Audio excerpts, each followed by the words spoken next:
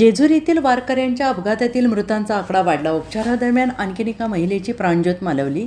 जेजुरी संत ज्ञानेश्वर महाराज यांच्या पालखीतील ट्रकचा 13 जुलैच्या सकाळी भीषण अपघात झाल्याची घटना घडली. या दुर्दैवी घटनेत 3 महिला वारकऱ्यांचा मृत्यू झाला आहे, तर 7 ते 8 जण जखमी झाले होते. या दुर्दैवी घटनेनं आषाढी वारीला गालबोट लागलं असून महाराष्ट्रभरातून हळहळ व्यक्त केली जाते आहे. अशातच या अपघाताची व्याप्ती अधिकच वाढली असून या अपघातातील जखमी झालेल्या आणखीन एका वारकरी महिलेचा मृत्यू झाल्याची माहिती समोर आलेली आहे.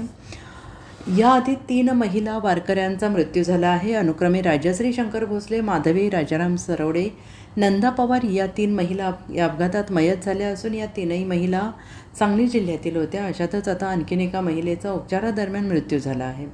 शैलजा दिनकर जगताप असे मयत झालेल्या वारकरी महिलेचं नाव आहे. अपघातानंतर पुण्यातील ससून रुग्णालयात या वारकरी महिलेवर उपचार सुरू होते, मात्र आज त्यांची प्राणज्योत मालवली आहे.